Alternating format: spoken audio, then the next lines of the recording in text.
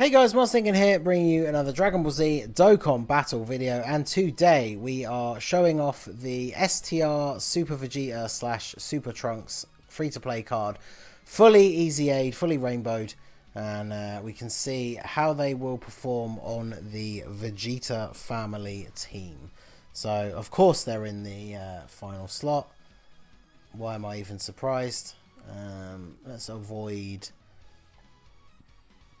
18 key supers with the LR Super Saiyan 4, shall we? So I'm not going to bring up the overlay. I'm just going to run through very quickly what they do.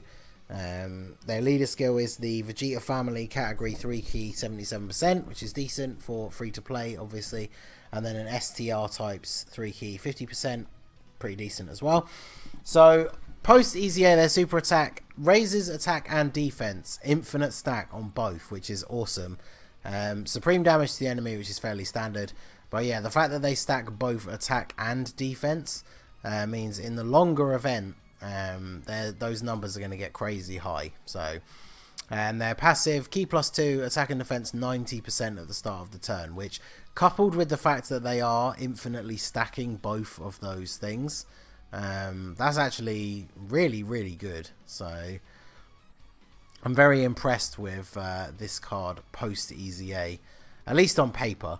And then obviously from turn 3 they can exchange with into Super Trunks. But again, like the tech one, like I said yesterday with Goku and Gohan, their transform version just doesn't seem to be as good.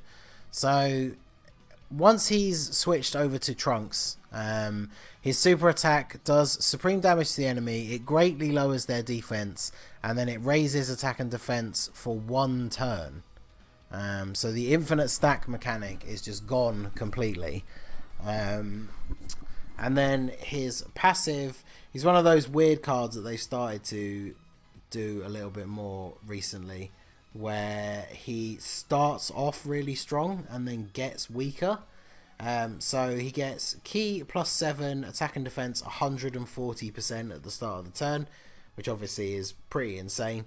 And then that goes down with each turn by 1 key and 10% attack and defense, all the way down to a minimum. Once you finally reach it, you'll be getting 1 key and 50% to stats, which is still not terrible. But when compared to the guaranteed 90% to stats and infinite stacking of attack and defense that the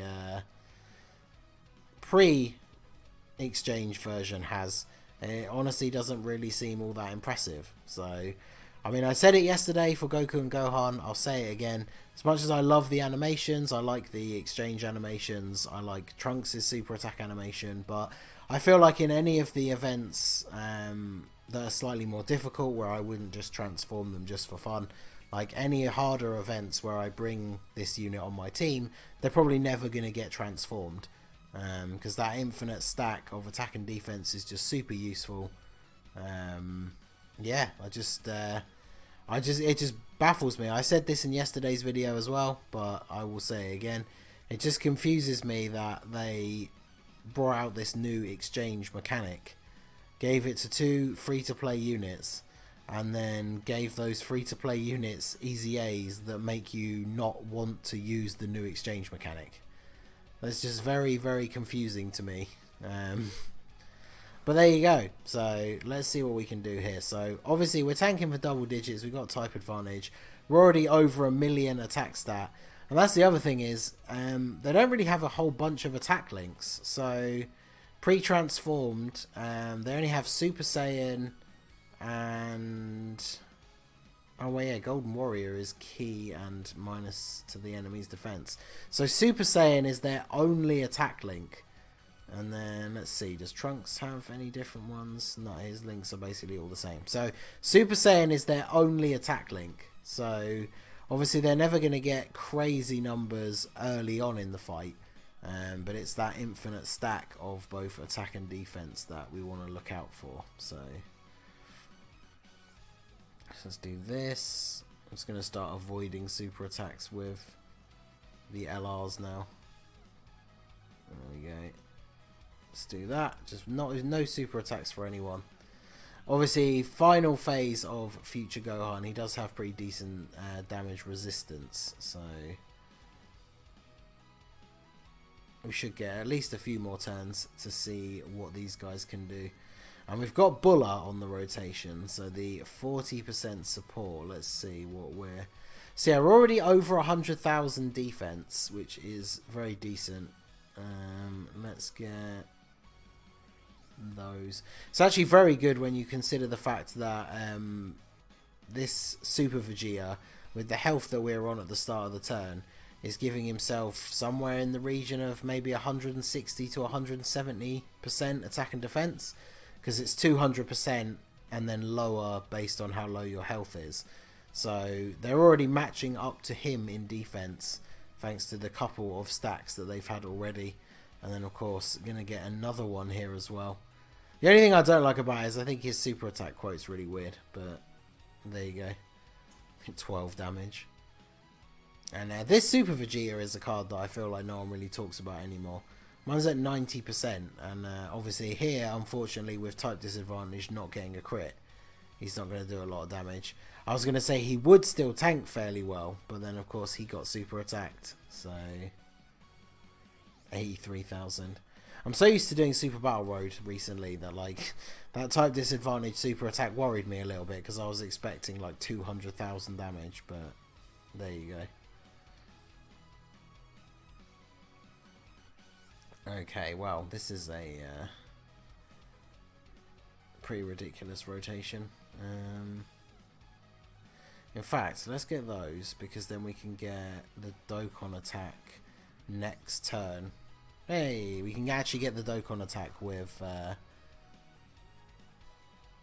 guess we could switch out to Trunks. So for that first turn, we're getting the full 140% boost, and then use that for the Dokkan attack. That would be pretty good.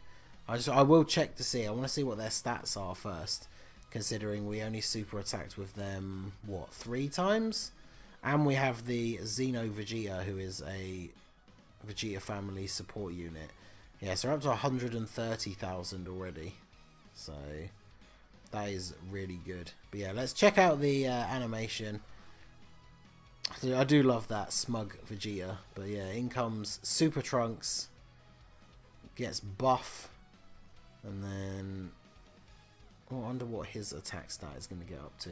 We'll be able to see it down the bottom once this, once the Dokkan animation starts. Hopefully the emulator will be kind with the speed of the Dokkan mode. But let's see.